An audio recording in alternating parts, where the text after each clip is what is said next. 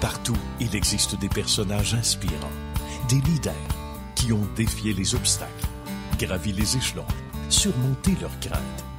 Ils ont de l'intuition, une équipe bien rodée. Et chacun d'eux a son histoire de succès.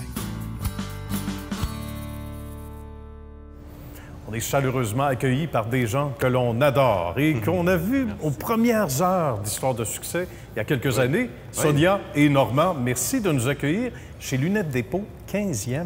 Oui. 15e bébé, on va le dire comme ça. Comment ça va? C'est un signature.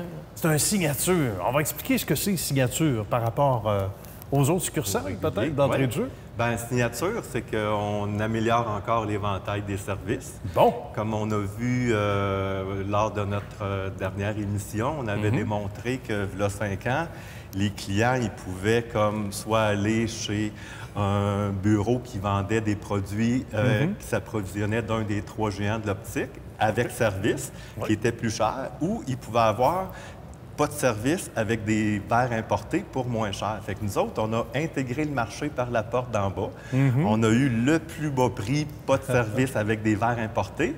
Mais avec le volume, après 40 000 paires de lunettes vendues par année, on a eu un escompte de volume, puis on a pu offrir à la population les verres d'un des 3 géants mondiaux de l'optique, tout en conservant le prix des verres importés. Ça, c'est une En bonne plus, nouvelle. on a augmenté les services offerts à la population en rentrant les examens de la vue. Mais pourquoi signature? C'est parce qu'avec l'arrivée de notre nouvelle directrice du volet optométrie, Dr Leclerc, c'est qu'on a eu la fierté d'apprendre d'un représentant que nos nouvelles salles, seulement 1 des salles d'examen d'optométrie au Québec en sont ainsi équipées.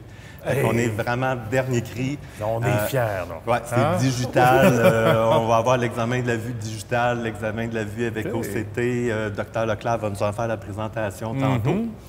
Puis après ça, on va aussi montrer avec Marie-Noëlle Chartrand, qui est la directrice du volet à domicile. Fait qu'on va offrir des soins à domicile dans les CHSLD. Et la mission aussi évolue. La mission de Lunettes Dépôt, ma chère Sonia, parce qu'on en parlait il y a quelques années ensemble, elle a changé, elle aussi, la mission, comme Lunettes Dépôt, s'adapte bien, la mission aussi.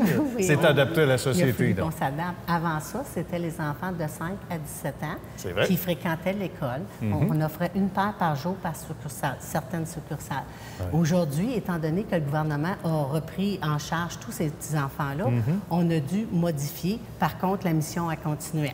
Alors aujourd'hui, c'est de 18 ans et plus. Tous ceux qui fréquentent l'école à une paire par jour.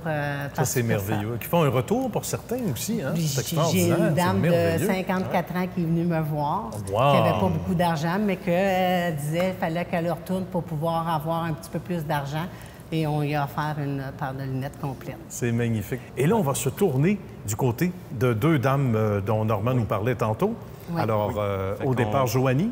On va débuter avec Dr Joanie Leclerc, qui est la directrice du volet optométrie. C'est elle qui va nous faire la présentation de notre nouvelle salle que nous sommes très fiers de vous présenter. Bonjour Joanie, merci de nous recevoir.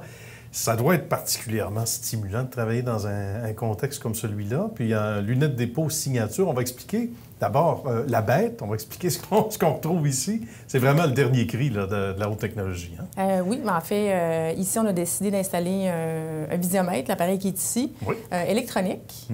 Donc, au lieu d'avoir le visiomètre, le standard manuel qu'on a toujours vu, qu'on est devant le patient, là, devoir tourner les roulettes et tout, ça se contrôle avec le petit centre de contrôle là, qui est ici. En plus, dans le contexte actuel avec la COVID-19 qui nous demande une distanciation avec le patient qui n'est pas toujours évident en optométrie parce qu'on est quand même assez près des patients avec nos manipulations. Avec celui-là, bien, ça nous permet de le faire. La technologie est en ce qu'elle est aujourd'hui et on s'est équipé d'appareils justement nous permettant d'être au diapason des nouvelles réalités. Ça nous permet de faire beaucoup plus de prévention aussi, Joanie. Oui, en fait, l'appareil qu'on a acquis dans le bureau ici, on appelle ça un OCT. C'est vraiment un appareil d'imagerie médicale qui avant était réservé plutôt aux ophtalmologistes et au milieu hospitalier. Maintenant, les optométristes, de plus en plus, on s'équipe avec ces appareils-là. Ça permet vraiment de scanner les tissus rétiniens du patient ainsi que le nerf optique là, du patient. Donc, on peut vraiment déceler des maladies comme le glaucome, dégénérescence maculaire, des termes qu'on entend quand même assez fréquemment, là, très longtemps à l'avance. Et pour vous, personnellement, j'imagine que ça a joué dans le choix d'avoir coché la bonne place pour travailler. Ça n'a rien à voir avec quand j'ai commencé à travailler, maintenant 12 ans. Là. C'est comme avec ça, on revient à cet appareil-ci, on a l'option de montrer au patient dans un seul clic son ancienne prescription versus la nouvelle correction qu'on peut mettre dans ses lunettes. Donc, c'est très agréable pour le patient de pouvoir voir d'un seul coup l'amélioration qu'il peut y avoir dans sa nouvelle orthèse visuelle. Là. Comme un avant-après. Hein? Oui, c'est ça, exactement. On aime ça le voir. Puis maintenant, on aime ça, tout ce qui est gadget électronique. Donc, les gens, quand ils voient ça aussi, j'ai l'impression qu'ils se sentent aussi plus en sécurité là, de voir qu'on a les meilleures technologies là, disponibles sur le marché. Aucun doute là-dessus. Bien, Dr. Joanie Leclerc, merci beaucoup d'avoir partagé ces précieuses minutes de votre temps avec nous aujourd'hui. Ça me fait plaisir. Merci. Cette fois, c'est donc Marie-Noël qui nous accueille et qui est ici de passage, ou presque, on va le dire, parce que Marie-Noël, elle est surtout sur la route maintenant. Oui. On va expliquer ce nouveau service qui gagne à être connu, là, hein? En fait, c'est un service pour les gens âgés, entre autres, pour les gens en perte d'autonomie, les gens qui ne peuvent pas se déplacer, et aussi pour les gens en entreprise qui n'ont pas le temps de se déplacer en dehors des heures de travail. Merveilleux. Comment ça se passe? Bien, en fait, on se déplace avec une équipe, des montures, avec tout ce qu'il faut pour pouvoir rendre service aux gens sur place. Donc, c'est l'avantage qu'on a. On peut aider encore plus de gens avec les mêmes bons prix qu'en magasin. Qu'est-ce qu'on entend le plus souvent dans les commentaires? Bien, c'est beaucoup merci de nous rendre ce service-là, de ne pas avoir à se déplacer. Ça facilite beaucoup les interactions avec les gens parce qu'ils ont tous les services qui se déplacent directement chez eux. C'est bien. Oui. Et ça se fait dans un cadre relax aussi, hein? C'est pas énervant, on n'est pas à la merci de l'horloge. Non, effectivement. C'est vraiment relax. On fonctionne sur rendez-vous pour pas qu'il y ait trop d'attente non plus pour les gens. Non, c'est vraiment bien. Puis on a les connaissances aussi en basse vision. Donc, on peut aider les gens même qui n'ont pas une bonne vision à améliorer leur qualité de vie aussi. Merveilleux. Bien, Marie-Noël, merci beaucoup d'avoir pris quelques minutes de votre temps. Bien, merci à vous. À bientôt. Bonne journée.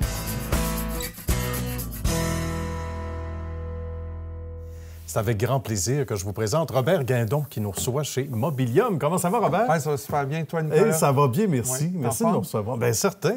Moi, j'adore ça, des produits comme ça, articles de bureau, chaises, mobilier. Et du choix, il y en a pas à peu près, mais j'ai hâte de savoir ce qui t'a amené dans ce domaine-là, tu vois, il y a quelques années quand même. Bien, ça fait 25 ans que je suis là-dedans. Okay. C'était une connaissance qui... je voyais qu'il était dynamique. Puis, moi, j'ai fait mes études en orientation professionnelle. OK. Alors, je sais pas, mais j'étais bon en dessin. J'avais une capacité d'entre-gens. Puis j'ai fait...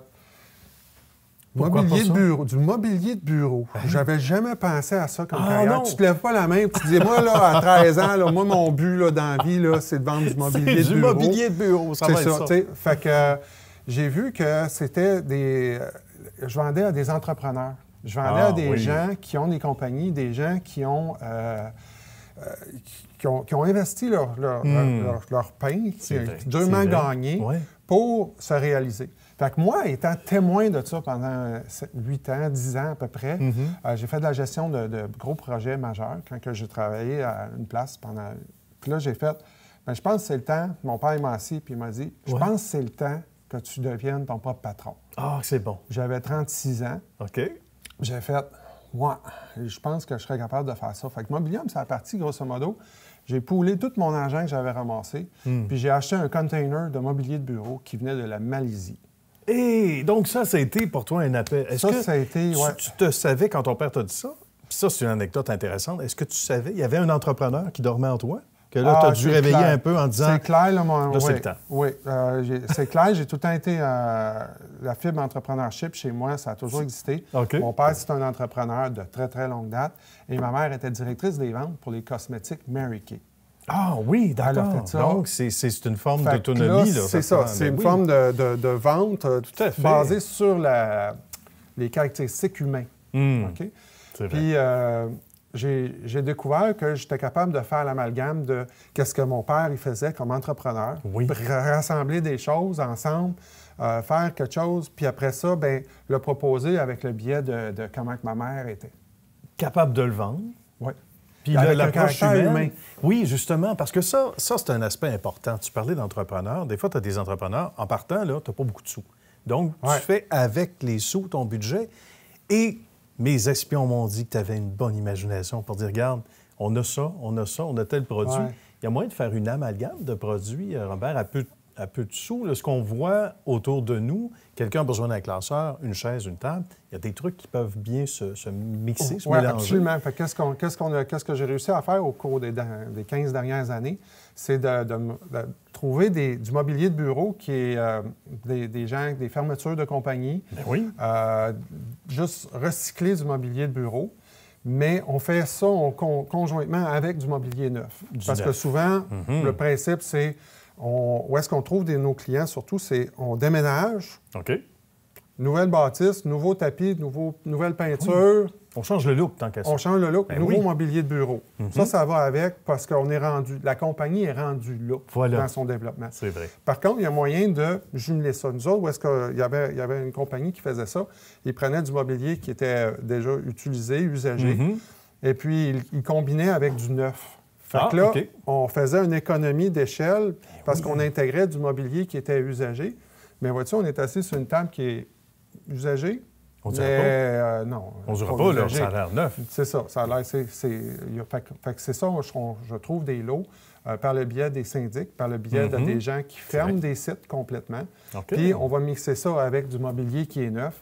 C'est là qu'on se trouve une économie d'échelle pour la majorité des gens. Fait que nous autres, c'est ça la petite sauce là, qui fait que ça marche, c'est qu'on est capable de comprendre, puis, excuse l'anglicisme, sizer le monde. Exactement. Vers quoi qu'ils veulent. Il n'y a pas de préjugés pour quelqu'un qui va avoir juste une chaise versus quelqu'un qui ouvre un nouveau bureau puis qui a 18 postes de travail. Il n'y a pas de petits clients. C'est ça qu'on comprend. Nous autres, les gros projets de 100 postes et plus, c'est pas vraiment notre créneau. C'est pas le même genre de créneau qu'on cherche. Nous autres, c'est plus des PME, des gens qui sont établis. Ils ont déjà comme un 5-6 ans de roulement, puis que là, ils sont rendus à une autre étape. Puis je développe une relation très personnelle. C'est bizarre à dire, mais c'est personnel. C'est l'humain, hein? Ça revient aux valeurs de la maman, comme on disait, hein? Le côté dont tu parlais tantôt. Puis c'est important.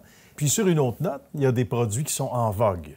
Ah oui. Ça serait quoi les produits en vogue, Robert, ces temps-ci? Il y a des couleurs, mais il y a surtout la couleur blanc qui est très à la mode de ce temps-ci. Bien. Mais il y a aussi les tables ajustables en hauteur par un bouton. Des tables qu'on appelle ajustables électriques. C'est bon pour le dos aussi. Tu es tanné d'être assis. Tu veux travailler debout pour X raisons. Tu peux faire ça. Je connais quelqu'un qui a ça, moi. Oui, c'est très pratique. Son bureau, c'est comme ça? Oui, mon bureau, il est modifié comme ça parce que, j'ai des mal de dos. Fait qu'en me tenant debout, il y a des journées complètes, je me tiens debout juste parce que la position assis-debout fait de sorte que je me trouve à avoir mal dans le dos. Fait que là, de cette façon-là, des fois, je m'installe et je dis, mais aujourd'hui, je travaille debout. Fait que dans les bureaux, on retrouve de moins en moins des réceptions. On rentre au lieu d'avoir une réception, on a du mobilier qui fait un punch. Merveilleux. Avec une TV, au lieu d'avoir juste le nom, une TV, on peut changer le logo plus facilement. Ça, on voit ça beaucoup. Tu peux faire de la promo aussi. C'est une promo. On va utiliser ton vidéo. Je pense qu'on va le mettre. C'est une bonne idée. C'est une bonne idée, hein? Ouais, le temps de monter tout ça, on te donne ça. Merci beaucoup, Robert. Ça m'a fait plaisir. Un plaisir. Puis bonne suite de succès. Merci beaucoup.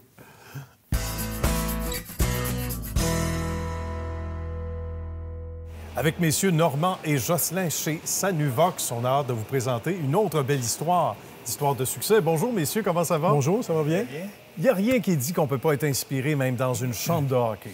Un défi d'un collègue ou d'un joueur de hockey, comment ça se passe? Oui, en fait, c'est une belle ligue de garage comme il y en a tant. Puis, à cette époque-là, j'étais professeur à l'École polytechnique de Montréal, en génie énergétique et nucléaire. Puis donc, je suis le scientifique dans la chambre de hockey et on me demande... mon gardien de but, en fait, qui me dit, écoutez, vous connaissez ça, vous, les ultraviolets, parce qu'on stérilise de l'eau avec ça. Et puis, est-ce qu'on pourrait faire autre chose, comme stériliser l'air, les surfaces, autre chose que de l'eau? Alors, je suis parti avec cette idée-là, après 2 bières. Et comme il se doit dans une chambre de hockey. On part avec l'idée qu'on dit, il y a peut-être quelque chose à faire. Il y a peut-être quelque chose à faire. Comme scientifique, j'imagine que ça a dû vous travailler, les petits engrenages sont mis à tourner. Là, on s'est dit, il y a peut-être quelque chose à faire. On va faire des tests Alors, j'ai amené ça au laboratoire, à l'École polytechnique, fait des tests, regardé, trouver qu'est-ce qu'on pourrait faire pour de l'air, améliorer les lampes, améliorer les réflecteurs. Donc, adapter la technologie, finalement, parce qu'elle existait déjà.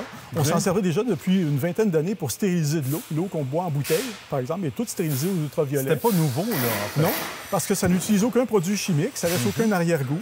Donc, effectivement, on n'introduit pas de contaminants dans l'air ou les surfaces lorsqu'on les stérilise avec ça.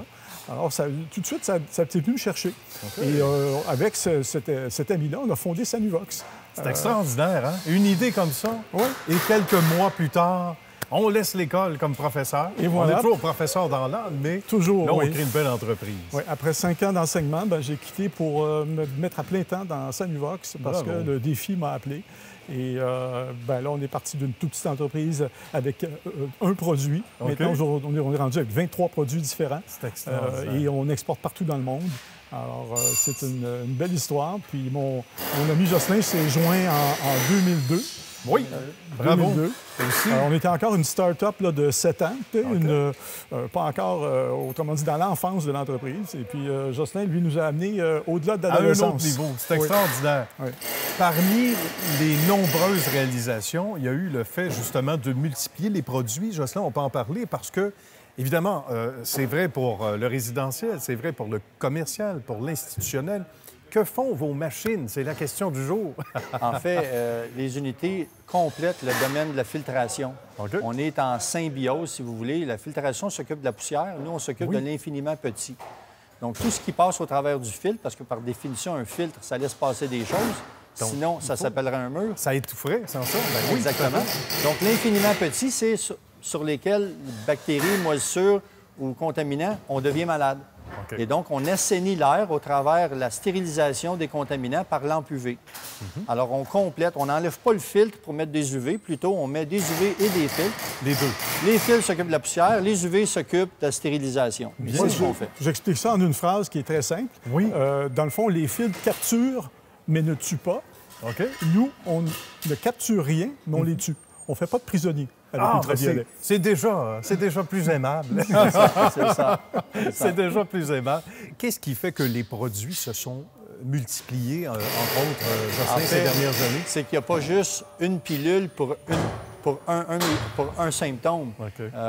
Il y a des gens certains de nos compétiteurs ont fait une lampe UV avec un ballast, ils ont mis ça ensemble, puis ils l'adaptent à toutes les sauces, alors que nous, on a dit, OK, la problématique, elle est spécifique, on va dessiner un produit pour cette problématique-là. Aujourd'hui, la COVID-19 fait en sorte qu'on rayonne encore dans beaucoup plus de pays. Il serait plus facile de vous nommer les pays que n'aient pas été sollicités que ceux qui nous ont sollicités probablement. Présentement. Donc, il y en a beaucoup, là. Mais avant la COVID, on vendait en Australie, aux Émirats arabes, un très, très gros client à nous, les Émirats arabes. En Espagne, on vend en Israël, on vend en Australie, on vend en Malaisie, on vend en Corée, on vend en Angleterre, on vend en France, on vend dans l'Amérique latine. Et ces gens-là viennent chez Sanuvox parce que, au-delà des produits qu'ils voient sur notre site Web, ils voient l'expertise, ils voient l'expérience. Voilà. Ils voient les papiers qui ont été écrits dans des domaines médicaux qui donnent les crédits à Sanuvox qu'on accomplit le travail. Alors, une personne qui met un Sanuvox dans sa résidence. Oui, par exemple. Alors, il achète une expertise médicale pour mettre dans sa propre maison. Bon. Le dosage est fait en fonction d'un assaillant, le virus, la moisissure, et le même dosage qui est appliqué dans un hôpital pour stériliser l'air d'un hôpital, bien, on met le même dosage dans la maison, évidemment, en tenant compte que la maison elle a 3000 pieds carrés, 2000 pieds carrés, etc. Donc, vous avez un produit, excusez l'anglicisme, medical grade, dans une résidence. C'est ça qui est aussi extraordinaire, parce que la demande, elle est forte. Même si on fait affaire avec plusieurs pays dans le monde, ce sont des demandes institutionnelles, j'imagine. Oui. Il y a aussi, j'imagine également, énormément de demandes pour des fins résidentielles, là. Et oui, ça, en fait, est-ce que c'était prévu au départ? Bien, au début, notre entreprise était résidentielle. Voilà. Les premiers produits, c'était du résidentiel. Uniquement? Uniquement. Oui. Le premier, c'était dans ma maison, chez moi. OK. Et puis, on avait un bon testeur. Exactement. Bien, comme on dit, hein, il faut manger sa propre cuisine. Oui, c'est vrai. C'est bien dit, c'est vrai. Alors, j'ai commencé par faire le test chez moi pour mesurer les impacts. Et puis, tout de suite, j'ai été convaincu. Ça fonctionnait énormément. Les odeurs dans une maison, chaque odeur, on rentre des fois et dit, ah, on va chez nos amis, bien, il y a une petite odeur, tout ça. Bien, ça élimine complètement ces odeurs-là, parce que souvent, ces odeurs-là, c'est des moisissures qui sont dans les conduites de ventilation. Surtout lorsque le système de climatisation démarre, là, on sent une petite odeur, tout ça. Bien, ça, c'était disparu. Parce qu'on avait assaini, on avait détruit toutes les bactéries dans le système de ventilation. C'est extraordinaire. Donc, des bienfaits, même dans des chambres de joueurs de hockey, des chambres populaires. Oui, bien, en fait, on est retourné aux chambres de hockey, effectivement. Oui, il y a eu un retour. Le Canadien de Montréal a équipé le Centre Bell et le centre d'entraînement à Brossard avec les appareils Sanuvox. Donc, dans les conduites de ventilation, où les joueurs sont présents, où ils ont les tables d'exercice, les saunas, les tables de physiothérapeute, c'est du Sanuvox dans les conduits de ventilation. Donc, mais ils n'ont pas voulu en mettre dans la chambre des visiteurs. Ah, on ne sait pas pourquoi. À l'époque, il y a un ancien coach du Canadien qui faisait peinturer en gris prisonnier la chambre adverse. C'était un peu dans la même philosophie. C'est correct. On garde ça pour deux autres. Messieurs, ça a été un plaisir. Merci beaucoup d'avoir partagé votre beau succès. On aurait pu poursuivre ça pendant de longues minutes et ça aurait passé comme ça. Merci à vous. Bravo pour la belle initiative. Bravo pour ce beau travail au quotidien. Merci. À tout ce beau monde qu'on ne veut pas déranger, mais qui travaille fort. Chez Sanuvox également. Bonne suite de succès, messieurs. Merci beaucoup. Merci. Au revoir. Lunettes Dépôt a pour mission d'aider les adultes qui effectuent un retour à l'école et dont la situation financière est difficile, pour leur permettre de se concentrer sur leur réussite académique, la tête tranquille. Visitez le site web lunettes-dépôt.ca pour de plus amples détails et pour connaître l'emplacement le plus près de chez vous. Lunettes Dépôt, pour une meilleure vision du futur.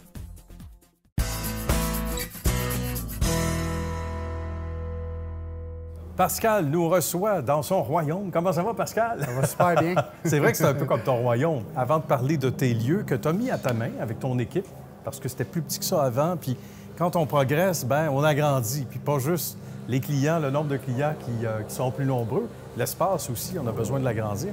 Mais parle-moi de ta passion pour l'excavation, mais pour le domaine de la construction en général, pour toi. Ça a commencé comment? Ça a commencé, j'avais 16-17 ans. J'ai commencé pour un entrepreneur en excavation, en bas de l'échelle comme manœuvre. Bon. Fait que je guidais la machinerie, je creusais avec mes mains. Ça, c'est formateur, hein? Ouais, les vraies affaires, au sol, puis... Oui, c'est là que ça commence, puis c'est très important. Good. C'est là qu'on se rend compte de ce que les gens, après ça, exemple, quand tu tombes opérateur, bien, tu te rends compte la difficulté, après ça, la force que ça prend, l'endurance que ça prend. Ben oui! Fait qu'il y a un respect aussi qui s'installe. À quel moment tu t'es dit, regarde, moi, là, je suis capable d'être mon propre boss, puis ça coûtera ce que ça coûtera en énergie, en temps, en heure, en manque de sommeil, mais je vais le faire. À quel moment tu as eu ce déclic-là, toi? C'est arrivé en 2012. Moi, j'ai toujours été un grand travaillant. Fait que moi, des semaines de 40 heures, c'était pas assez. Bon. Puis j'avais besoin de travailler. Puis je travaillais déjà pour plusieurs entrepreneurs en même temps pour combler mon manque. OK. Ton besoin d'énergie. Si j'avais pas d'ouvrage les fins de semaine avec l'entrepreneur pour qui j'étais, j'allais travailler pour un autre les fins de semaine. Ah oui! Ouais. Moi, quand j'ai commencé à travailler, il y avait une petite crise. Là. Okay. Il n'y avait pas autant d'ouvrages qu'aujourd'hui. Puis là, bien, tous les nouveaux travaillants, ceux qui ont 16, 17, 18 ans, qui commencent dans le métier, ils atterrissent dans le métier, puis il y a un boom incroyable d'ouvrages. L'ouvrage est vraiment là, fait que la sélection pour eux est beaucoup plus facile, l'insertion est beaucoup plus facile. Oui. Ils ne connaissent pas réellement le manque, là, fait que il y a une pénurie de main-d'œuvre aussi, hein? Souvent dans bien des domaines. Ça fait en sorte que, on ne veut pas dire que qui veut passe, mais à un moment donné, ça joue sur les critères. Est-ce que ça rend le travail plus difficile pour l'employeur que Pascal est devenu avec le temps? J'ai dû m'adapter. Oui? Oui, réellement. Je me suis adapté, j'ai changé. C'est sûr qu'on fait avec. Avant, ben, on veut avoir, exemple, le meilleur opérateur, le meilleur manœuvre, on veut la crème de la crème, puis on peut se le permettre justement à cause qu'il n'y a pas beaucoup d'ouvrages, fait que la sélection est plus là. Exactement. Puis aujourd'hui, c'est un peu l'inverse. C'est un peu l'inverse. C'est un peu l'inverse. C'est l'employé qui décide où il veut travailler, à ses conditions. Puis c'est très correct aussi. Là. Mais tu peux plus offrir le même traitement que toi, tu as eu avant. Là. Même en tout respect, tu peux pas être aussi rigide probablement. Raconte-nous, parce que la progression fait en sorte que Je t'ai dit à la blague, tu as aménagé ça pour nous autres parce que tu savais qu'on s'en venait avec histoire de succès. Mais blague à part, sinon, c'est l'espace derrière toi qui était le bureau. Oui. Donc, à quel moment tu t'es dit, regarde, on n'a pas le choix, là, parce qu'on se pile sur les pieds, surtout avec des grandes feuilles comme ça, là. C'est ça. Des grands plans de travail. Pour faire une histoire courte, là, de 2012 à 2018, j'avais toujours